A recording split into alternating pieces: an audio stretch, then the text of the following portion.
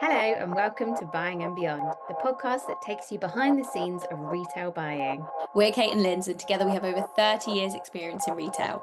We're talking all things retail buying and beyond with real people in retail. This season, we're joined by more guests, retail buyers, retail businesses, big and small, telling us their stories, how they got started, and what inspires and excites them about retail. We lift the lid on what brands need and buyers expect. So grab your drink of choice and come and have a giggle with us.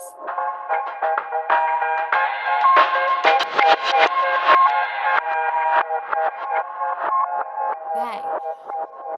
So today we're joined by Rosie Platt, Head of Range and Ecommerce at Not on the High Street. Rosie has a huge amount of retail buying experience working for a wide variety of UK retailers, including Principles, Oasis, Jaeger, River Island, BBC Children in Need, and Superdrug. Rosie's a product development buyer at heart, like ourselves, so we look forward to talking all about product, retail, and of course, buying. Hi, Rosie. Hi guys, so nice to be here. Thank you for having me. Oh, thanks for coming. Right, Yeah. so let's get stuck right into it because we love to just go right back to the beginning. And one of our favorite questions to ask is, how did you get into buying? Because so many people don't know what buying is. So how did you land there? So this is so funny to answer because it's honestly difficult for me to even remember the moment that I was like, this is my career, this is what I'm gonna do. Yeah. But as a child, I was like always into shopping, loved retail, like Saturday morning shops with my mum was like the best part of the week.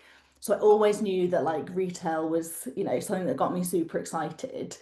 I was a bit of a nerd at school. I did history at uni in the thought that like that'll get me any job, right? Wrong. But it was, great to kind of use those skills that I really felt like I had, like an analytics, research, all those kind of nerdy skills. But then it got to sort of towards the end of my third year, and I was like, haven't really started to formulate a plan of what I want to do yet. And honestly, me and my friend, my roommate, we did a quiz, an online Quiz, like quiz, an online quiz. an online Like one of these quiz. ones that you get on MySpace or Yeah, something like that. yeah, Or yeah, like like a quiz, Teen quizzy or whatever it magazine. is. Literally, what should you be? And it came up buyer. And as you say, no one's heard of buying, like no one knows how products get in the shops. Yeah. So I was like, oh, do a bit of research on that.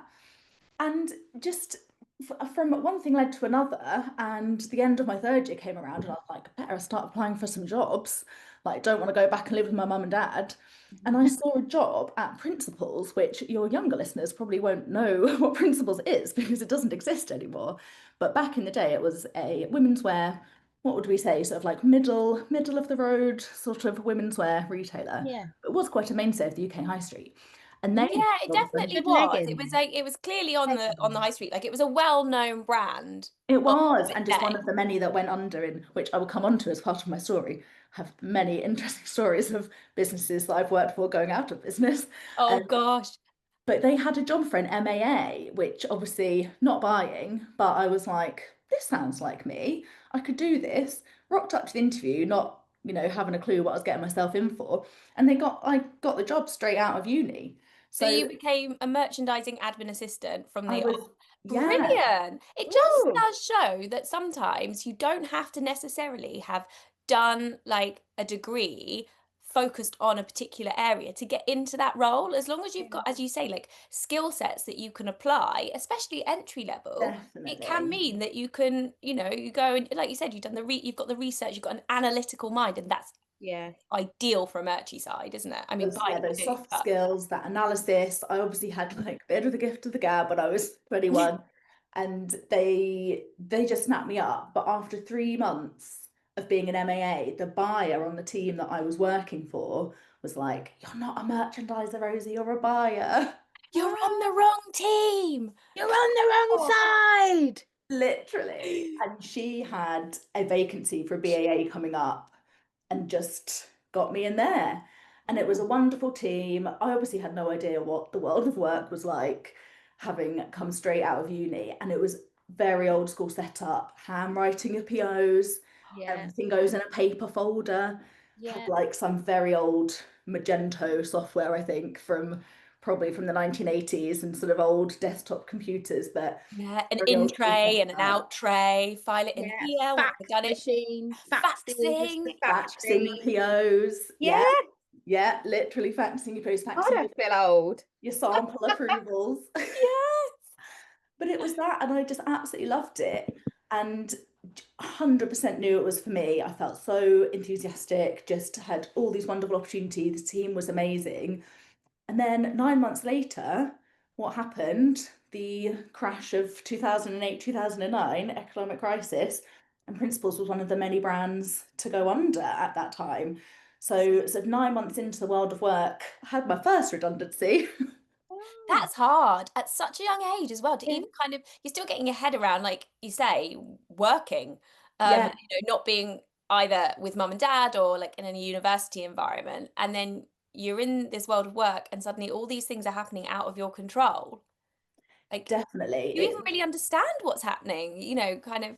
And it's interesting looking back on it because I think at the time, like you say, I was very young and I didn't quite understand the gravity of what was happening. Because you do always have that safety blanket of like, well, I can move back in with mum, with mum and Yeah, dad if it all goes wrong. And there was this sense of almost like hysteria around it at work that it was so novel what was happening that they chucked us out the office.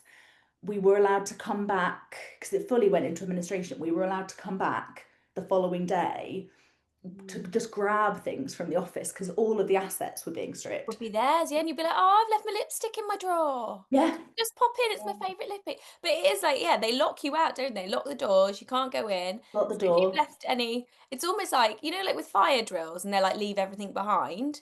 That was literally it. It's like, Oh my don't leave God. anything. If it happens, take your stuff. Ignore the don't take anything. If it is a redundancy or it's going into administration, take your stuff with you. 100%. And it was hilarious the next day when we were allowed back in for about, it was like an hour or something. Me and my BAA friends had a suitcase, filled it with samples, Yeah. sold all said samples on eBay. Yes. We were Savvy. like, we don't have any money now, we don't have an Yeah, income. for And sure. Depop and Vinted obviously didn't exist in those days. So we thought we were being quite enterprising. Oh, that is. I mean, it's also theft, but it was a long A time little ago. bit, a little bit. And his sample is, I mean, we all have samples, We've don't all we? got some. God's I sake. still have some That's of the my only perk samples. of the job when you were being paid minimum wage, for God's sake. Anything I could siphon off was my bonus. Yeah, exactly. Yeah, no Yeah, bonus for BAA, was that? Absolutely not. yeah, exactly. Fictitious bonus. Yeah. Oh my God, wow. It was intense, but thankfully, I think at that time, because the rest of the high street was very buoyant, and I think it Mm, was at a time when people had massive buying teams, like 6 BAAs on a team. I just seem to remember that there was just constantly job adverts for BAAs at that time. And yeah. I very quickly got a job at Debenhams, Ooh. Oh, which tided it's me over Debenhams off. Yeah. off to Debenhams. Debenhams didn't last super long. I was quite ambitious at the time, and I very much was like chasing promotion, and as we all were, like chasing your next title. And my team at Debenhams was quite like an old, slow team. It was on the classics department, which was like women's wear for the over 60s. And me with like coming in every day in like my heels, and I was like, this isn't for me. I'm sure, it was a I wonderful. wanted to turn my stock quicker. I Yeah, want to bring in some exactly. trend. Get me some trend. So hopped over to Oasis, which was again, feel like that doesn't exist or only exists online now. That's Yeah, another brand that's had again. some But that tricky one did news. last for a lot longer, didn't it, Yeah, it Oasis? did. I I feel used to like love a bit of Oasis. it's more of a Yeah, recent casualty, isn't it? I see Yeah. it Oasis was. within And the they've last had some 20 years. bumpy times along the way, I think. Yeah. But my time at Oasis was amazing and got me up to JB. It was again quite an old school environment, but was amazing in terms of like moving around apartments, so much different experience. They treated particularly the AMs incredibly well and really fostered a culture of promotion, which was lovely to Mm. see and very much sort of supporting people on their career development. So I got AM and JB at Oasis. And then again, chasing my next promotion, hopped over to Jaeger. Oh, My nice. second redundancy. Oh gosh. So Jaeger lasted about a year and was absolutely wonderful in the sense that it's a very different environment because at that time it was a quite a high-end brand, Yeah. and they Quite chic. had, yeah, very like, and obviously it has that kind of British heritage, like that lovely sort of like British heritage handwriting. But at Yeah. the time, they did a show at London Fashion Week. Oh So they wow. had a sub brand called Jaeger London, which was my department, and they showed it at London Fashion Week. And then you basically bought, that collection was done by a designer, and then the Jaeger London buying team bought the collections from the show. So you'd kind of have to develop the sort of fashion show samples because it wasn't like ready to wear. You'd sort of develop them into your ready to wear collection, which was such a unique opportunity to be able to work on that because it was all using these amazing British and Italian fabrics, like just this incredible sort of attention to detail, which you just, I mean, you don't really get nowadays, and you certainly didn't get it at, at high street level. And it was just the most incredible experience to be working with these teams of designers, like quite old school, but like they just cared so much about all this detail, and they'd go to Scotland to source all these amazing like tartans and these beautiful yarns, and it was just amazing. Sadly, that also ended in redundancy when they obviously realised running the Jaeger London Fashion Show was way out of budget, and they cut that entire Jaeger London team after a year. I feel like it was great while it lasted though. It To be really able to, was. yeah, as you say, to be able to play with that kind of luxury and that kind of quality while still being in the kind of the high street Mm. space.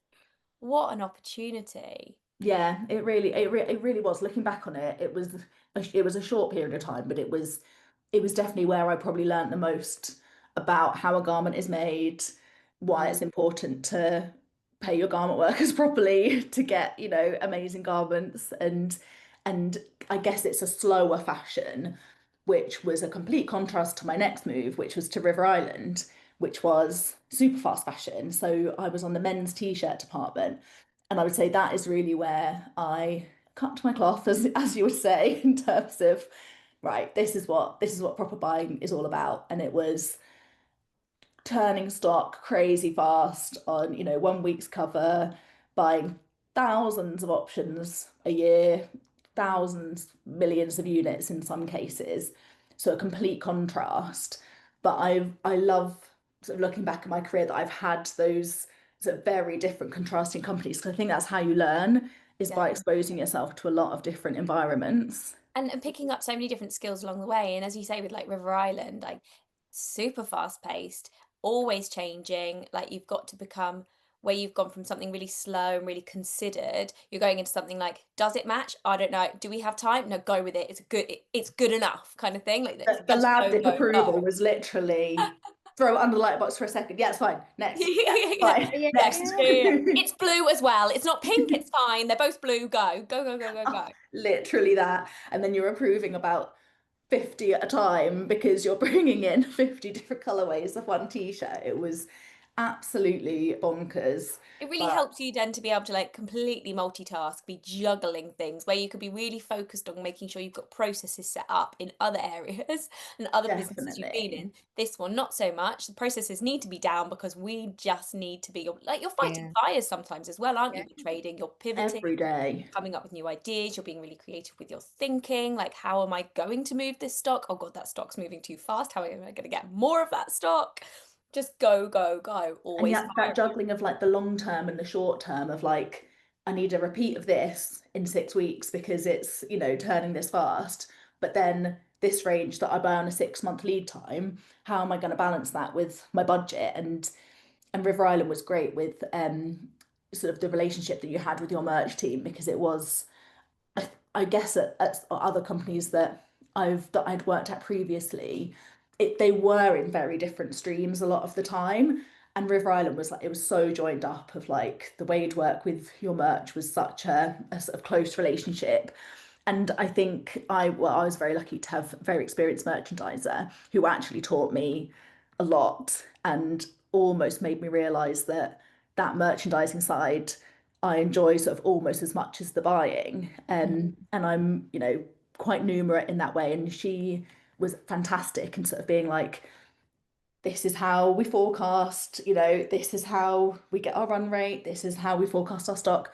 And having that relationship with her was fantastic and really made me think, oh, what more is there like beyond buying? Because I think the thing that I didn't love so much about the buying world was that kind of the fast fashion. It was at a time when, I mean, well, and it's potentially even worse now with Shein and, all these companies, but it's the churning out of clothes to sell them that you think, where's the thought going into this? Yeah. Like, what's our sustainability plan? Like, yes, we would love to use these recycled fabrics, but oh no, but that margin's not good enough. And being stuck in between a rock and a hard place, really, of thinking like, I need to turn my department really quickly, but also this fast fashion isn't necessarily sitting quite right with sort of Yeah. where I'm coming from, like with my sort of moral compass. And so it was after about 2.5 years that I decided, I think fast fashion isn't for me. I've tried it, I've done it. It was hard and busy and exciting and did sort of tick all my boxes from, me wanting to feel really motivated. But actually, at the end of the day, I was like, just going to have a little break and see what else comes my way. Because I think up until that point in my career, I'd just gone from job to job with no Yeah. pause, no time off in between, just absolutely chasing that next promotion. And Mm. I got to that age and was just like, I'm running close to burnout here. Like this is not super healthy. No, I think it's really brave as well to take that break, because you just worry that you're going to get off and not get back on, or your thinking's going to slow down or whatever. But, I've done it myself as well, like taking a few months. It's the best thing I ever did. Like, Yeah, absolutely the best thing I've ever done. So I think anybody out there that's feeling like that and can afford it, do it because it is, and you will get back in, or you'll end up doing something else, because You'll just feel there's refreshed, so won't many. you? And you'll be able to like reframe things in your mind. And I think it's, as you say, it's really good to talk about it and really brave to talk about it, Mm, because actually at that kind of, if we think about, wanting to always get that next promotion that you're talking about, Rosie, and that is, I feel like an absolute innate thing in buyers. We all talk about just wanting to get, and I think that's part of like your kind of skill set almost, or one of those kind of personality traits of a buyer, is that you're determined to progress and to grow, and you're always wanting to do more and juggle, and it just, that's part of it, isn't it? But sometimes you do just need to stop, take a deep breath. absolutely. Take some And like time you out and say, reevaluate. having a career break is never a bad thing. And, I get, CVs nowadays when I'm sort of hiring for my teams, and anybody who's had time out or a step down or a sideways move. And I find that fascinating. And I'm like, good for you. And I think potentially in the past, there has been this like you say, Katie, this image of like we've always got to be moving to the next thing. We've always got to be, striving for what's next, but actually doing a sideways move or a sidestep into another category, a slightly like adjacent field, like, well, my eventual move like into ecom, like there's a lot of things you can do that don't involve you always having to push yourself on to the next thing. I mean, obviously, if that's what you enjoy, amazing. And people who make buying director, obviously are those people who've gone the distance and who've loved it that much. But at the end of the day, there's only so many buying directors, and a lot of other people will have fallen by Yeah. the wayside as well, or just gone on to careers that feel more aligned to them, essentially. Sometimes you can do those and then still come back in. Like your move could still lead you at Mm, some point to a buying director role, so a true. company that you really identify with and feel that your values are aligned. And I think Yeah, that that's kind of 100%. where it's come from for quite a few of us that maybe have been in the industry for quite a long time, is actually we've seen maybe the impact that we've had on the world, and we question it a bit, Mhm. actually, is there meaning behind that, like what the things that we created, like definitely when you talk about Jaeger London, like, oh, beautiful crafted things that are meant to last. Mm. yeah. That's, oh, so important. You learn so many skills working in like something like, you know, somewhere like River Island where you're doing fast trading and that's a whole skill in itself. But looking at ways that we can be more considered and sustainable, that if we're going to Yeah. do the quick trading, that's fine, but let's think about the fabrics. But as you say, there's always that pressure on margin. So it's almost like things have got to change for some Yeah. of the faster retailers, because it just has. It can't continue the way it is. But that doesn't mean that that fast trading doesn't exist. But Mm. actually, do they need to think, okay, well, let's just realign the balance here, that yes, we'll keep doing that and we'll keep churning and we'll keep bringing out newness because that's our customer and that's what they love. But then maybe we need to take a little hit somewhere else, or we need to just Yeah. readjust where we are with what fabrics we're using, maybe our price points, maybe customers, if you want new stuff all the time, you have to pay a bit more. Yeah. 100%. And I think there are some brands out there, and largely, like you say, about sort of saving on those overheads, it is online only retailers. It's people, well, or people with a very small high street presence, like Lucy and Yak, like Nobody's Child. I think there are some like lovely fashion brands who are, being more mindful and considered. And, I don't know a huge about the inner workings of those brands, but presumably they've got, similar buying structure to what we're used to, but they are doing it at a slightly slower pace. They're being more considered, and they're working with really good factories who, paying a great wage. My sister's actually a sort of, she does a lot of sort of work around sustainable fashion and making sure that people are making the right choices, and sort of highlighting the sort of garment workers unions and making sure that people are sort of paid a fair wage. And I think the more that we can shine a light on that, there's some amazing charities out there like doing some amazing works of highlighting that. And I think if brands can have that at their heart, Yeah. it just makes a better choice for consumer, because you are able to still buy the clothes that we all love, Mhm. but you can do it with a clean conscience. And I also think amazing what brands like Vinted and Depop are doing, and kind of starting to create that circular economy, because that Yeah. feels like the future of like, we've got enough stuff. We don't need new clothes, but we do. So let's buy them secondhand and buy them off Vinted and then resell our clothes. And I think the things they're doing in that space has just well, or will be revolutionizing how we think about clothes. Yeah, they've just become absolute main players, haven't they? And I think the thing is exactly that, like we need to guide the customers as retailers, because the customers may want something, but they're not going to stop buying. It's retailers that need to make a difference, and they need to be the ones making the change.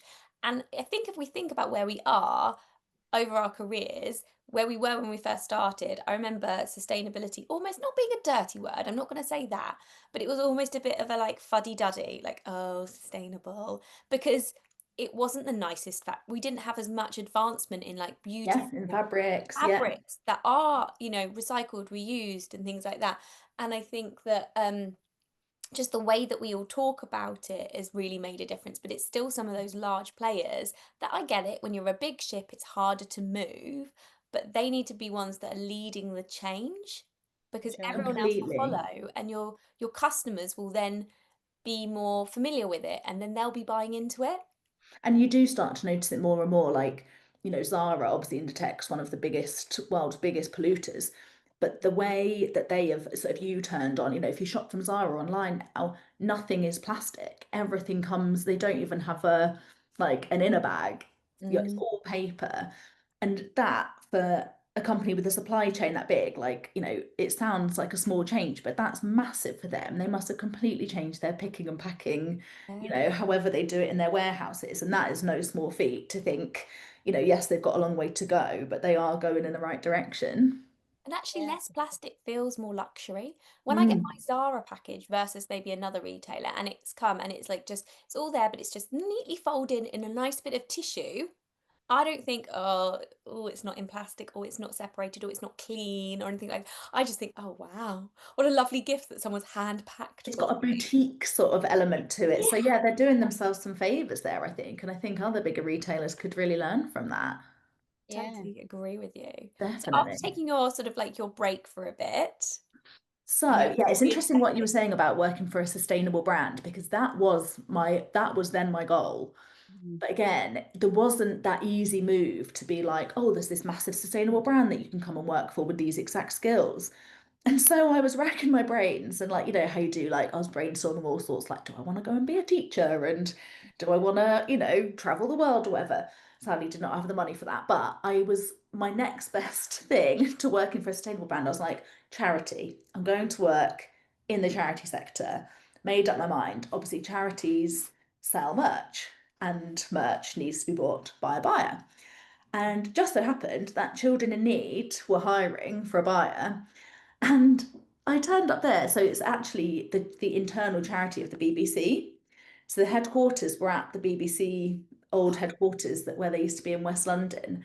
And you're basically buying the, you know, for the Children in Need appeal that they do Yeah. in November every year, the little Pudsey bears, I was gonna and the say little buying yellow Pudseys. ear headbands. And Ah, are you working with the team to decide on the different design for you? Because each year, wouldn't they do a slightly different like trend? That's right. What's Yeah. Pudsey trend this year kind of thing? We So do, was you yeah, we working do the on different that? little Pudsey trend bears, and it was almost River Island-esque of the volume because you're buying literally millions of Wow. ears and you're selling them into like this big supermarket. So you've got like a big part of the charity is corporate partnerships. So Mhm. you've got your different sort of bespoke orders for Asda, for Co-op, for Lloyds Bank, like whatever it is. And so you're working with these really big retail partners, buying your core range that you sell on the website and then distributing them amongst your partners. And the volumes were just absolutely, you know, wild. And it was almost, almost as not, I wouldn't say as stressful, but that delivery date of like, they have to be in on the 1st oh of my October because God. we only have a Yes. month window. You've There's got no one date. One lit. date.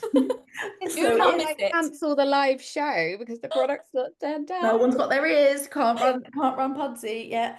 So it was an interesting setup because it was such a short window to buy the stock and actually doing that forecast. I said at River Island I'd obviously really sort of learned quite a lot about that stock forecast.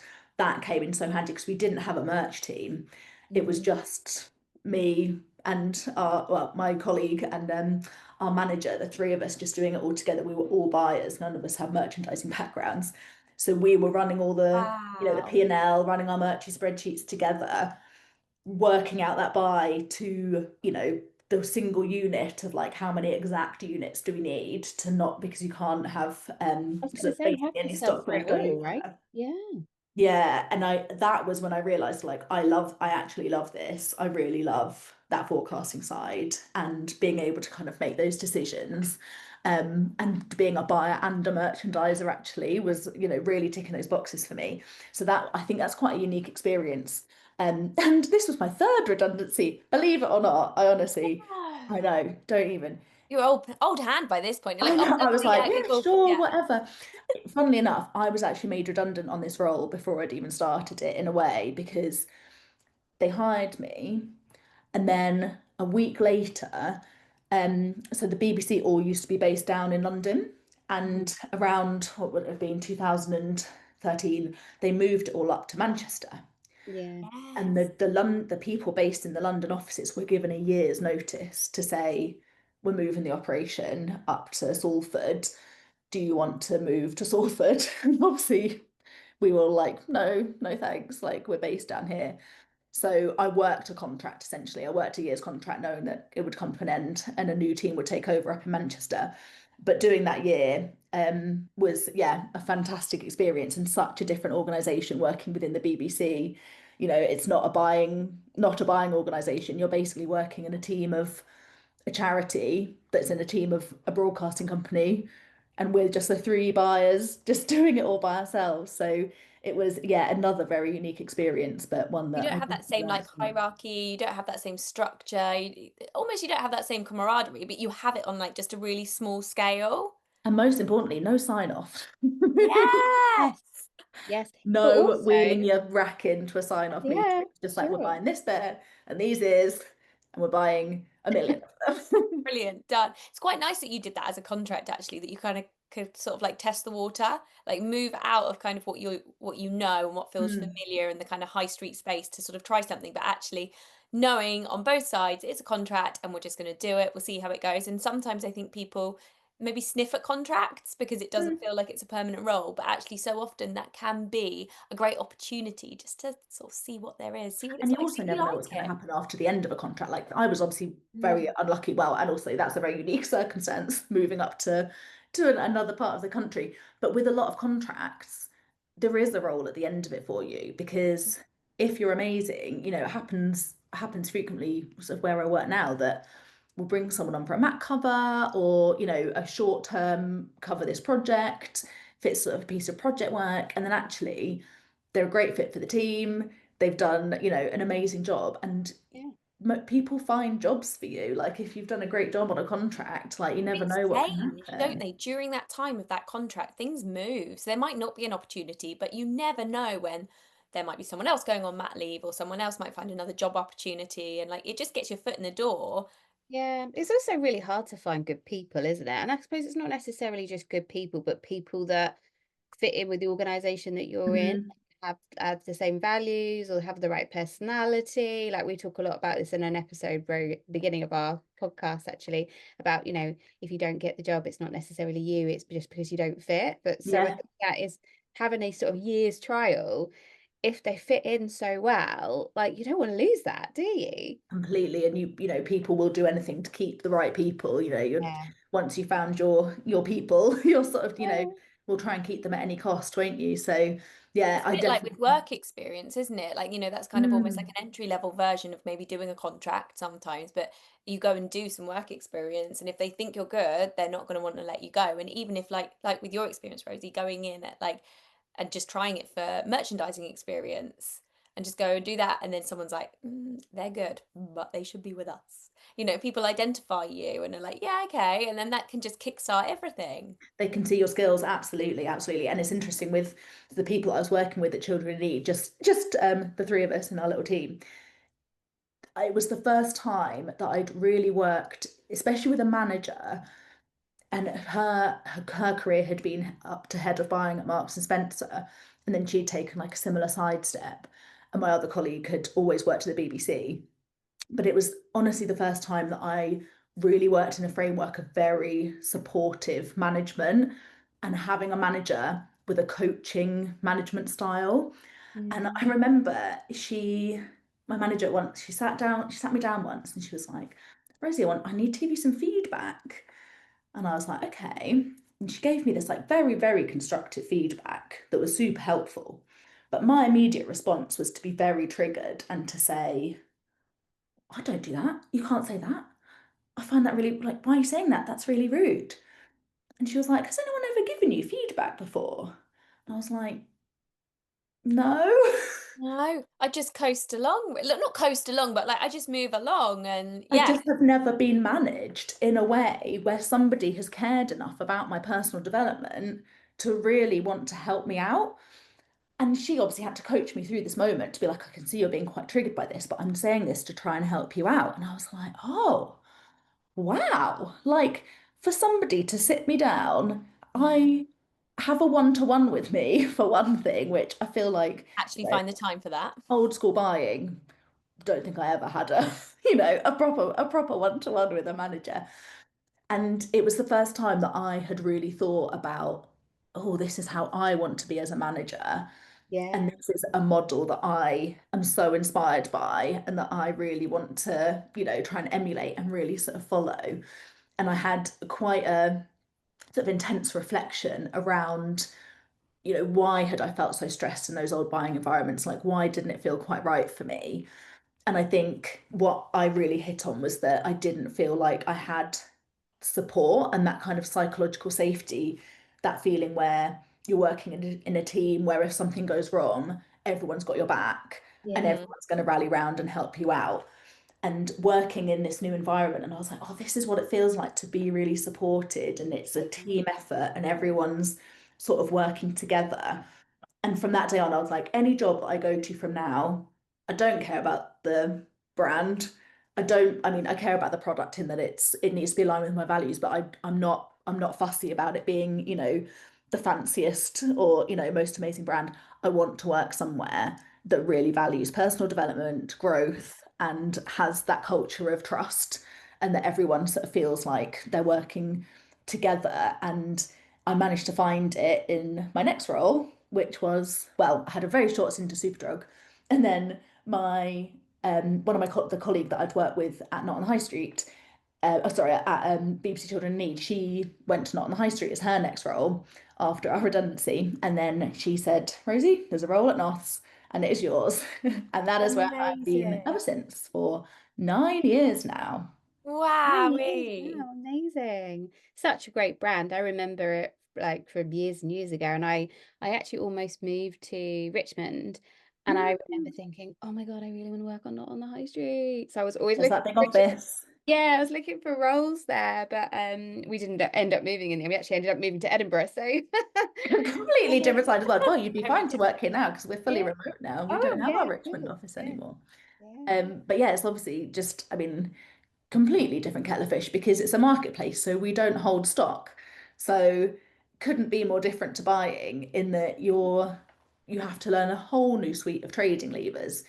because your stock isn't yours and it's just whatever is uploaded by your sellers, your partner base. And so having a marketplace model back then, especially like nowadays, obviously marketplaces are much more common and you've got many different ones of different scales. And I saw an interesting stat actually that by 2030, 70% of all sales will be done on marketplaces, Wow. of all transactions. Yeah, which is super interesting. I think that's obviously online only, but marketplaces are obviously growing. But at the time, it was only really sort of Amazon was there, Etsy was also there, eBay as well, and then Not on the High Street. And they were kind of the only marketplaces that you had. Yeah. And so, yeah, it's learning a whole new suite of trading levers, which is all based on demand. So you're only as good as your customer, and you have to make sure that when you've got demand, when you've got customer signals, that you've got the right supply there. So it's working with sort of brands and what we call them our partners, the sellers, to bring on the stock that we want. But essentially, the stock you have is the stock you get, and so you have to just trade that. An element of sort of coaching. So where you talked about sort of, personal development and how, having a team that really supports and guides and all of that and feels very inclusive. I guess not only do you feel like maybe you have that in your direct team, but also working with your partners, I can only imagine Mm. is like actually coaching them and being like, it's not a hard trade meeting of like, I need 500,000 of them and I need them next week. You're like, Yeah. actually, do you know what? This is doing really well for us. And you're talking to them and guiding them and I guess giving them insights. That's it, and it's a much longer term trading strategy. So you look at signals over because you're dealing with, hundreds of thousands of SKUs, Mhm. and you're looking at a trading pattern over a much longer period of time. So yes, it's lovely to come in on a Monday and see that, this newness has taken off and has really started selling, but it's much more about sort of looking at growth and change on a category level. So so over 3 months, you see, right, my health and beauty mix has absolutely shifted to really start to grow. It's really taking mix away from other categories. What's our strategy to fulfill this demand here? And how do we go out to our partner base to either get existing partners to bring on those sort of products that we want, or we recruit new partners, which is probably my favorite part of my role, is essentially hunting down the next bit of talent. And That's we do it in exciting. multiple ways. We do cold leads, so we approach people at, trade fairs, people we've seen on Instagram, could come from anywhere. And then brands can also apply to sell with us, and we have an application process. So we've got sort of that organic leads, we call them, and cold leads, and balancing your supply base and getting on the SKUs that you need. It can take many different forms, and you could bring on one brand that fulfills your entire demand need, or you might have to bring on 100 or Yeah. 1,000 in some cases if you're, really trying to grow a category. So it's quite, you need to be quite fine-tuned in terms of sort of what your demand signals are, but having that relationship with small brands, especially when they're just starting out, is Yeah. I can't imagine a more rewarding thing to do, honestly. Oh, that They sounds so must be lovely. So Yeah. appreciative of the support and the help and the guidance that you give, and also a platform for both sides to be really creative. Hmm. Definitely. And because it's very diverse in terms of, we do sell so many different product types, there's a place for everything. And there is a little bit of competition between sort of some sellers who sell very similar product, but most of the time it's that they're all incredibly unique and that Yeah. everybody's got a place because they're essentially small brands run by very passionate, creative people who are filling a range gap and filling a customer need. Gosh, Yeah. what an absolute variety. I mean, when we first in the Yeah. introduction talked about variety, that is the biggest, bigger extremes and more versatile, and like the number of skills that you've had to apply throughout your career is insane. It has definitely been a journey, but still learning every day. And I always think if you're not still learning, that's Oh a God. red flag for me. It's That's time when I to would move move on. And on. that's Yeah. amazing. The fact that you've been there for 9 years and you still feel like you are learning and you're, you know, gaining new skills. I think that's part of working in a marketplace is that Yeah. it does not there's not really a handbook in the way that you have a handbook for bricks and mortar retail, which I know is obviously still challenging in its own ways. But with a marketplace, you're constantly iterating and evolving, which is why I think that learning curve is still there for me for hopefully a few more years to come. So where you've worked across clothing, beauty, gift, and the charity sector, and that's super broad, what has been your favorite? Or is that really hard to say because they have been so different and you've liked different bits from different things? Yeah, But it's if you so had hard to to say. pinpoint one, what would it be and why? So hard to say. I mean, I have touched on it already, but I think having that Jaeger experience of buying things from, a high-end like catwalk London Fashion Week show was incredible. And at that time in my life, that to me was like the be all and end all of like I thought that was like the pinnacle of like the fashion world. I was very naive and very young, but it was so exciting to me. And I just, it was my absolute dream come true. I would say nowadays, because I've been doing gift for so long and sort of home and gift essentially, that still excites me a huge amount. And it's hard to pinpoint a brand that I love buying at Not on the High Street or a category because it is so diverse. And it's Yeah. just about having that like surprise of like, oh, this amazing, I don't know, like escape room in an envelope that's just fallen upon my desk that, oh my goodness, what an amazing product. And knowing that people in Britain are coming up with these incredibly creative ideas that, as a buyer, like I would never have been able to come up with that idea. Mm. Like they're essentially doing all that kind of thing for us.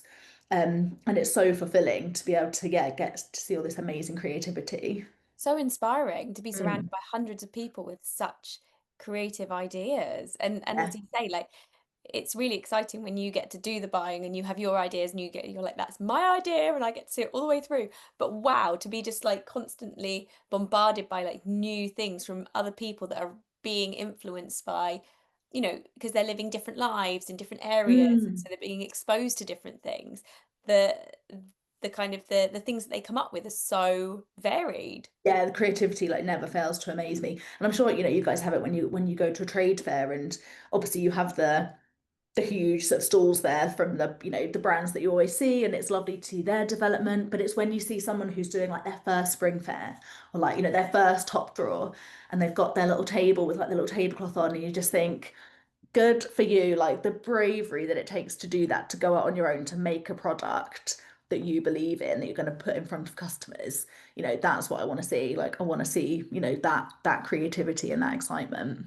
You must be sort of party to lots and lots of different pitches and brands, yeah, pitching to you basically. What would you say would be your sort of top three pieces of advice to those brands, and what makes for a great pitch? Oh, that's such a good question. What makes a good pitch?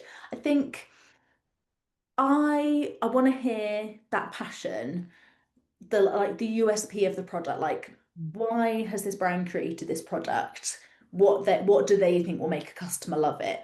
Like, I don't want to hear about, oh, we've sold, thousands of units to John Lewis or whatever. I don't really care about how popular it's been or how popular they think it's going to be. I more want to understand about why do they love it? Like, why do they think it's amazing? Um, I think the next thing would be, again, because I deal with such a sort of diverse product range, it's hard to sort of say like, oh, I know this will be a great product, but I think it's more about how have they thought about the commercials around the product. So for Not on the High Street, it's the sellers doing the fulfillment themselves, so not wholesale. So it would be, have they thought about their full sort of customer journey? Have they thought about what are they charging for delivery? Can they offer free delivery? Can they offer, very fast delivery? Like, what's their sales strategy? What's their like markdown strategy going to be? I think having thought about how they can trade the product commercially, I think is such a green flag to me, because they've got this amazing, creative idea, they've got this beautiful product, but can they actually deliver it? Is it going to take 6 weeks to deliver, or can a customer click on it, order it, it arrives tomorrow at a great price, beautifully packaged? It's kind of that they've thought about it really holistically. I think that's a really important thing for me. Brilliant. Really great advice there. Yeah, that's really interesting. And what sort of things do they need to sort of be showing you? I mean, how much information would you want? Because some people can bring out an absolute entire encyclopedia of information about their brand, or they could shower you. I mean, how do you feel about random boxes of samples turning up? Do you love it or hate it? Are you like, yeah, that's really surprised me and delighted me today. I'm so excited to unbox all of that. Or are you like, I don't have space? And obviously it's a bit different because you're not working in like an office anymore. So you're in your own home. So for them to even know your address maybe feels a little bit like, oh, how do you get that? Back in the days, yeah, back in office days, it was very much, unsolicited packages is a red flag for me, because I think there's better ways, there's cleverer ways you can do it. And say a personal touch, if you really want to send something to get in someone's hand, just send like a beautiful like handwritten message, or like a beautiful like, come and visit our Instagram, a little, tiny sample of what it is. Sending a pallet's worth of, drinks cans. Like, it feels like quite an old school way to do it. And I think there's a much more like personal way that you can get in Totally. touch if you're a brand and you want to get into somebody. I think you can be much more creative with what you do. I think things that I would want them to tell me, I love knowing about their like social media following, like what's their approach to their socials? Do they have loads of followers? Almost, to me, it's more important to know like, are they really, growing their social media following, rather than, yeah, they've sold hundreds of units of it already. I kind of want to hear a little bit more about their brand in a holistic way, like how many followers have they got? Like, have they managed to sell any on TikTok? Like, let's have a bit more of a sort of human element coming through. That's interesting. And as you say about, kind of be clever with it and not necessarily bombarding, because particularly with Not on the High Street, but many, many other retailers and brands too, so much of it is online. You shouldn't need to send your product, should you, these days as well, actually? Because how I can do.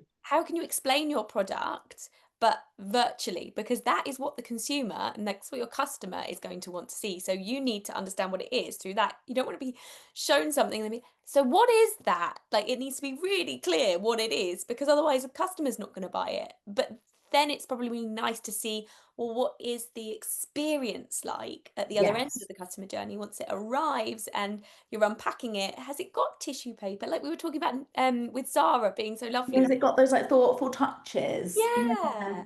And I think Yeah. like product photography is obviously so Oh, important, especially as sort of things are moving online, and social media is so important for a brand's presence. And it's I think it's easier now to take really strong product photography with your phone. And there's so many amazing tutorials online that you can watch, and you just need a tripod and some half decent lighting. And have a Pinterest board of like, how are you specifically going to photograph your product? Like, what's your photography handwriting going to be? yeah. What's that like, that brand synergy that shows like, right, we're always going to shoot it in like on the kitchen table and it's always going to have, you know, this beautiful kind of lifestyle setting? Or are you going to do it still life with like this pop of color that shows off your brand? And or is it always going to be shown in someone's hand? Just something that shows to me that they've really thought about that. I guess it is like just your brand building that Yeah. And it's that photography end is to end, super isn't it? That important. Yeah. absolute living and breathing your brand so that the customer lives and breathes your brand. Absolutely. You want the customer to just be super excited and think, well, I'm not even gonna bother Googling this and see if I can, you know, get a similar one elsewhere because this is the exact one I want to Yeah. buy and I don't need to Yeah. go anywhere else. It kind of almost diffuses a bit of that kind of price matching, which let's face it, with the internet at your fingertips, like and online, it's like one of the easiest things to do is like you know what you want and then you're just trying to find the best product. But actually brand loyalty is Yeah. harder to get these days because there is so much out there. But once you've got it, it's absolute gold. And Yeah. that's why I think delivery is super important as well, because we all live in this, you know, Amazon mindset of being like, well, I can get it the next day. So why would I bother getting it anywhere else?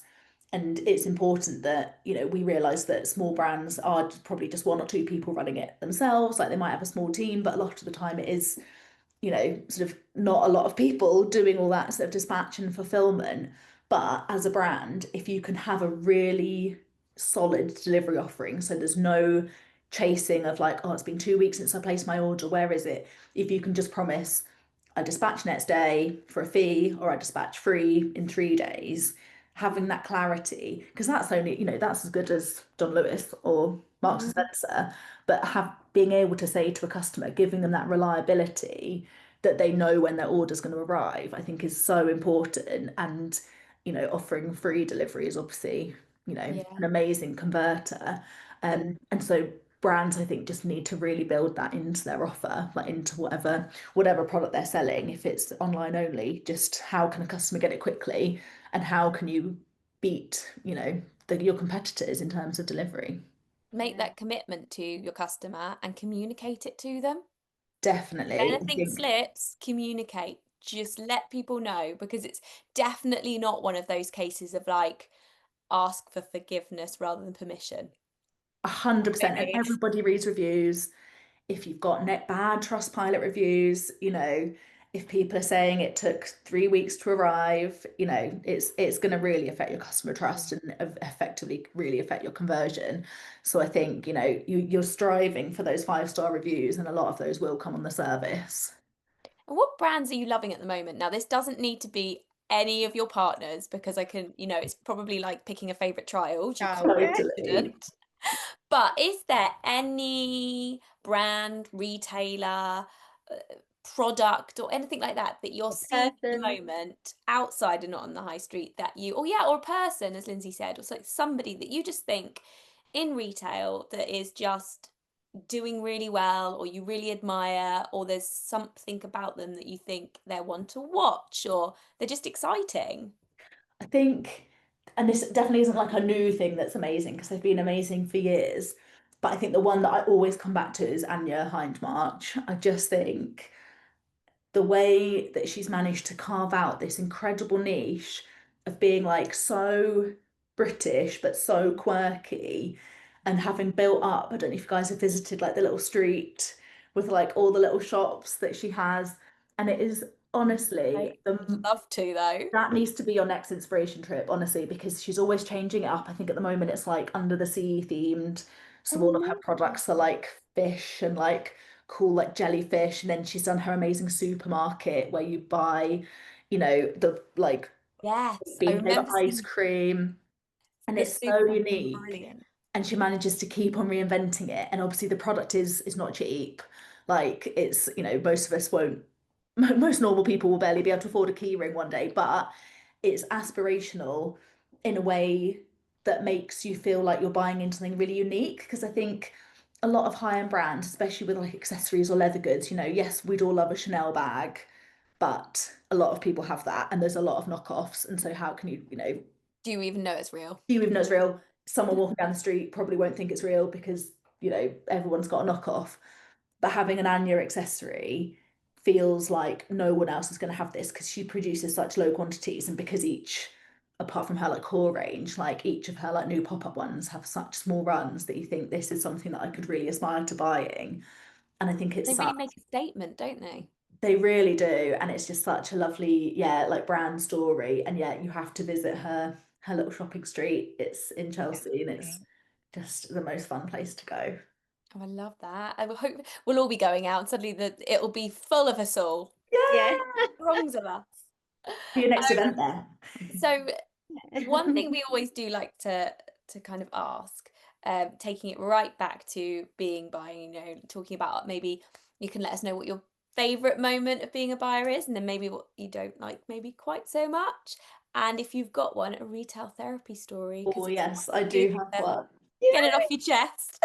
So, my absolute favorite thing, well, there is a lot of favorite things, but I guess favorite thing on the whole of being, old school retail buyer, it's got to be the travel. I'm sure everyone says that, but having that opportunity at such a young age to, just be told, right, next week, going to Mauritius, like pack your bag and like go off for the, this week's factory trip in one of the most beautiful countries in the world, having that opportunity to be able to work, abroad and kind of really see where the clothes were made and actually almost well all of the factories River Island worked with when I was traveling with them were absolutely incredible factories, just run by wonderful people. And you're literally like, yeah, get off the plane, you're in Bangladesh. It's just this incredible country, like that culture shock. Yeah. It's just incredible. And the other thing that I've loved as well is doing your like sort of like any trip, to be honest, but any kind of inspo break, city trips. I even love going to Frankfurt and doing Christmas World. Get me on that plane, get me around those halls. I just love it. I don't think there's anything better than getting out and yeah, seeing product in the wild. Yeah, Oh, I love agree. Christmas World. I'm so glad I you said love that because I Christmas thought it was World. just I feel like a me. lot of people can complain about it because they're Yeah. like, it's just, I mean, if you hate Christmas as well, and it's just like you've walked 30,000 steps around those halls and just seen baubles, like you are going to go a bit mad, aren't you? But no, Yeah, that's love true. it. That is true. You do go a bit mad as a Christmas buyer. You do. And yeah, I think the hardest thing for me was probably at a time when I probably wasn't aware to take good care of my mental health, which I think we all are a lot more aware of now. And that has been, quite a big journey, probably for the industry as a whole. But I think there was a time when it wasn't a priority and you did just work until 10 p.m. I remember having to come in at 7 a.m. and not leaving till 10. Oh, And it's just Especially the week of a sign off. week of a sign off, yeah. And that's some people absolutely thrive on that, and that's fine. And I think if you are doing that in a very caring environment, there's nothing wrong with that. But I think it is a red flag if yeah. it's very frequent and you're not getting that support from your Can team. very, very Um, quickly lead to burnout. And let's face it, like working till 10 p.m., like what's the quality of sleep really that you're getting? And we all know like your body needs sleep. You need to rest to be able to like be firing, like you need your brain power, and what are you eating? You're what are just you not eating? Are you eating surviving proper on Coke? meals. Probably. Oh, like Coke the drink, not Miller. Yeah, I mean, we're not talking that old school buying. I think we probably yeah, weren't born yeah. then, hopefully, but Yeah, no, it was just Diet Coke addictions in our Yeah, office. in our Coke era. and dairy milk was basically it. Yeah, from the vending machine at 10 o'clock. Yeah. We used to eat a lot of brie accessorized, didn't we, Kate? Oh God, Cheese Brie. breaks, I Yeah, loved always cheese. brie. Loved cheese. And then you didn't sleep because you had cheese dreams. It cheese was dreams. Yeah, disaster. or maybe Um, it enhanced the creativity, I don't know. But So funny. my oh retail therapy though, and I could have had many because I just feel like it's such a specific environment, isn't it, in a buying office? Like I think everyone's like a little bit hysterical a lot of the time, and just things are just hilarious and embarrassing things happen. But yeah, my one was when I was an assistant buyer, newly promoted, and the head of buying had taken like a bit of a shine to me, and I don't know if she was like trying to like make me into like a bit of a mini me or like what the vibe was, but it was a bit weird. And she basically started treating me like her personal assistant. And it was before a big trip, and she'd left getting her visa till really late. And she had to send me off with her passport to go and get her visa. And she was like, we take it to this like agency who do it for us. And it was this weird little like house that you had to go knock on the door of, like somewhere in East London, that I just got sent off to like run this errand to drop her passport off. So I did that, came back and was like, yeah, it's all fine, it'll be ready in like 3 days or something. Went off in 3 days' time till however long it was to go and pick it up. And they were like, no, we don't have her passport. And I was like, No. what?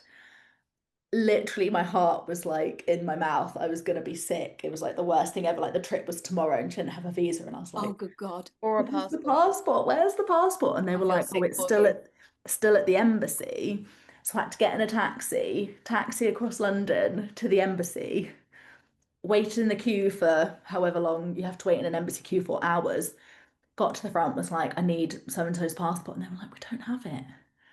Just came all the way back, being like, don't have your passport. She'd forgotten to tell me that her name on her passport was different to the name that I knew her by. No! I'd been running around going, where's this person's Searching for a passport? passport that doesn't exist. And they were like, oh yeah, we've got this passport. And I was like, are you actually joking me? I was Oh almost to the my point of like, God. You'd I was aged like 10 years. I was genuinely, when you genuinely consider like, right, I'll probably just never come back to the office. I'll change my name and I'll move away. And it was absolutely horrendous. And she just brushed it off like, oh yeah, my name's like, and I was like, didn't think to tell me this after I've Oh been running around London no. for 8 hours.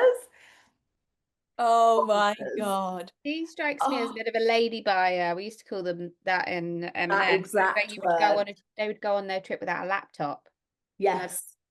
what? I still work till like 12 o'clock at night on the other side of the world's time. Like, how are you not taking your laptop? The lady buyer was such a specific breed. I did encounter quite a few in my time. I mean, One, I'm envious, really. I kind of wish that I lived in that era too, you know? yeah, yeah, just have that vibe about you to be like, yeah, I'm just gonna swan about. Like one of the ones I worked with literally looked like Anna Winter. Like she had like an actual Anna Winter hair. It was like Devil Wears Prada. But she was that level of scary of like, you just don't approach her for anything, just like run away. She'd like to sit in a sign off, completely silent, just like.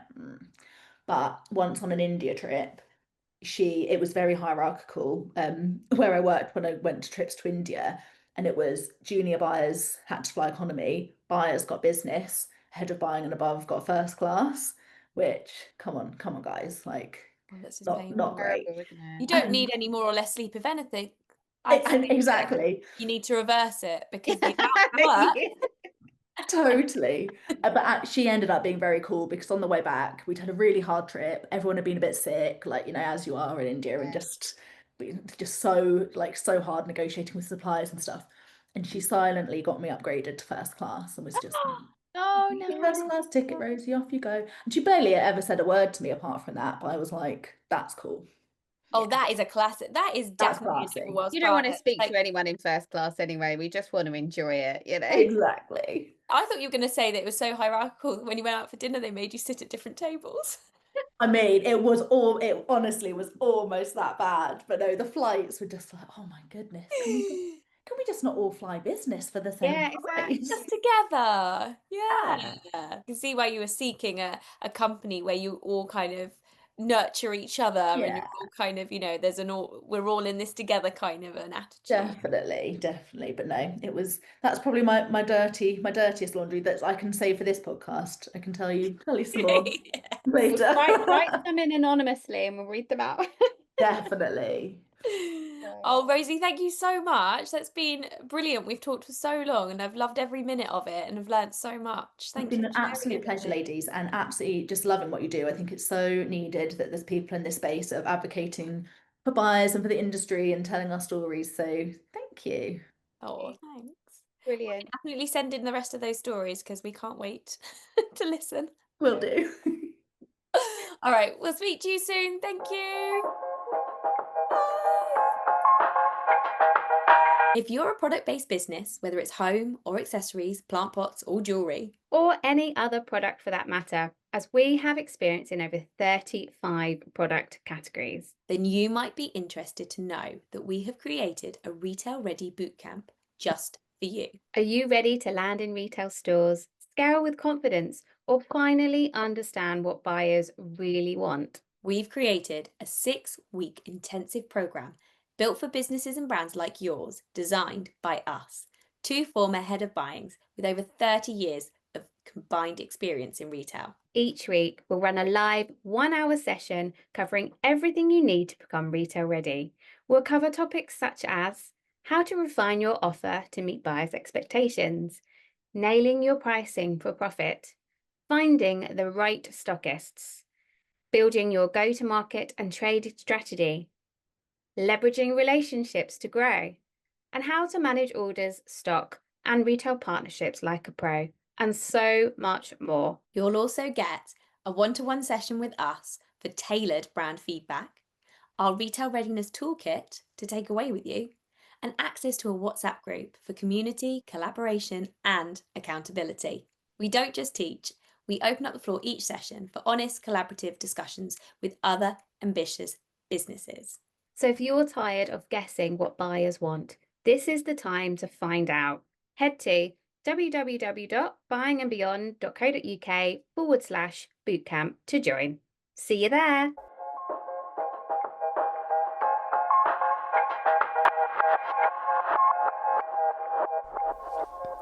If you've enjoyed listening to this episode, please, please, please like and subscribe and leave a review. And if you already have, thank you, thank you, thank you.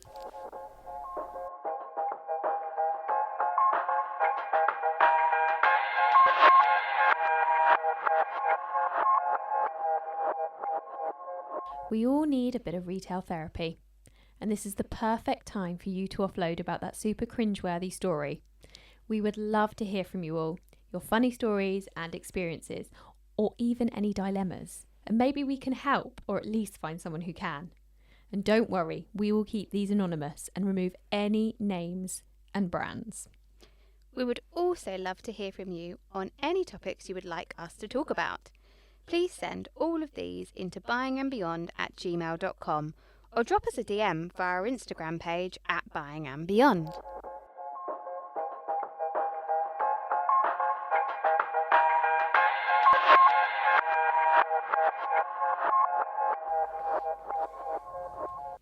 Kate, are you a drama queen? No, Drama just makes things interesting. that's true. All these thoughts and opinions are our own and based on our own experiences working for a wide variety of retailers. These are all in the hope to entertain and educate, and not to reflect negatively on any place we currently or have previously worked.